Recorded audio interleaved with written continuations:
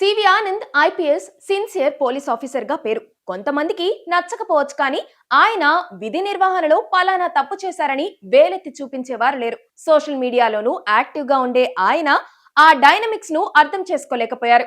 ఆదివారం అలా స్క్రోల్ చేస్తూ ఓ ట్వీట్ రిప్లైకి ఇచ్చిన రిప్లై ఆయన ఇమేజ్ ను చాలా డామేజ్ చేసింది. ఆయన మనసులో అనుకున్నట్లుగా నెటిజన్లు అనుకోరు, నెగిటివ్ గానే ఎక్కువ తీసుకుంటారు. ఇక్కడ అదే జరిగింది.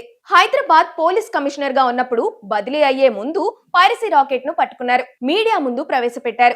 ఐబొమ్మ ఆట కూడా కట్టిస్తామని ప్రకటించారు. అప్పటికే ఆయనకు బదిలీ ఆదేశాలు వచ్చేశాయి. ఐబొమ్మ నిర్వాహకుడిని కూడా పట్టుకొని రిలీవ్ అవ్వాలనుకున్నా కుదరలేదు. అందుకే సినీ ఇండస్ట్రీ పెద్దల్ని పిలిచి సమావేశం పెట్టారు. ఆ సమావేశం ఫోటోలను ట్విట్టర్ లో పోస్ట్ చేశారు. ఇప్పుడు ఆయన హోంశాఖ చీఫ్ సెక్రటరీగా వెళ్లారు. అయితే అప్పట్లో పెట్టిన పోస్ట్ కు ఓ వ్యక్తి బాలకృష్ణను సమావేశానికి పిలవలేదు, ఈ విషయాన్ని అసెంబ్లీలో లేవనెత్తుతామని కామెంట్ చేశారు.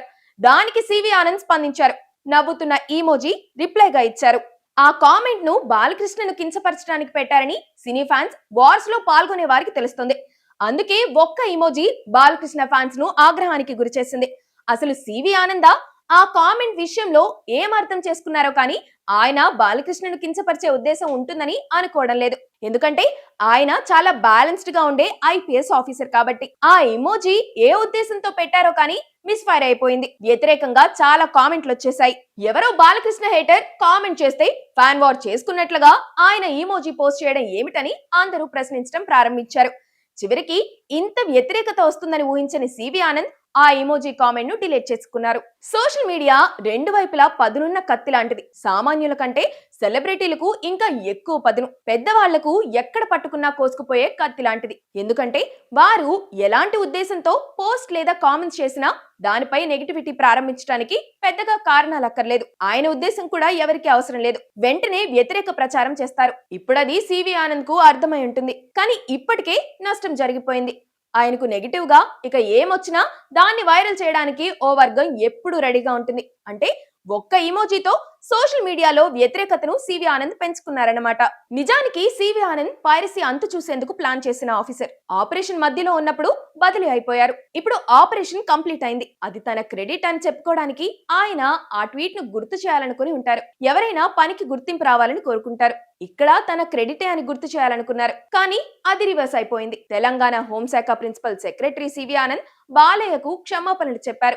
ఈ విషయాన్ని ఆయన సోషల్ మీడియాలో ప్రకటించారు. తన ట్విట్టర్ ఖాతాలో ఓ పోస్ట్ కు ఇచ్చిన ఈమోజీ వల్ల అపార్థం చోటు చేసుకుందని సివి ఆనంద్ వివరణ కూడా ఇచ్చారు. హైదరాబాద్ పోలీస్ కమిషనర్ గా ఉన్నప్పుడు సివి ఆనంద్ పైరసీపై హీరోలతో సమావేశం ఏర్పాటు చేశారు. దీనికి బాలకృష్ణ హాజరు కాలేదు. చిరంజీవి, నాగార్జున, వెంకటేష్ హాజరయ్యారు. బాలయ్యను పిలవలేదని అసెంబ్లీలో లేవనెత్తుతామని ఓ నెటిజన్ బాలకృష్ణను అవమానించినట్లుగా కామెంట్ చేశారు. దానికి సివి ఆనంద్ ట్విట్టర్ ఖాతా నుంచి రిప్లై ఇమోజీ పోస్ట్ అయిపోయింది. అది అనేక విమర్శలకు కారణమైంది. బాలకృష్ణ ఫ్యాన్స్ విమర్శలు చేశారు. సివి ఆనంద్ కు మద్దతుగా ఇతర హీరోల ఫ్యాన్స్ కామెంట్స్ చేస్తూ వివాదాన్ని పెద్దది చేసేశారు. దానిపై సివి ఆనంద్ వివరణ ఇచ్చారు. కనుక తనకి టైం లేకపోవడం వల్ల ట్విట్టర్ హ్యాండిలర్ ను అపాయింట్ చేసుకున్నానని, అతను ఆ ఇమోజీ పోస్ట్ చేశాడని తెలిపారు. విషయం తెలిసాక ఆ కామెంట్ ను డిలీట్ చేయడంతో పాటు ట్విట్టర్ హ్యాండిలర్ ను కూడా తొలగించి తర్వాత తన అనుమతితో మాత్రమే పోస్టులు ఉండేలా చూస్తున్నారు. బాలకృష్ణతో పాటు మిగతా హీరోలంతా తనకు స్నేహితులేనని స్పష్టం చేశారు. బాలయ్యను కించపరిచే ఉద్దేశం లేదని, అందుకే ఆయనకు క్షమాపణలు చెప్తూ మెసేజ్ కూడా చేశారని తెలిపారు. దీంతో ఈ వివాదానికి తెరపడినట్లయిందని అనుకోవచ్చు.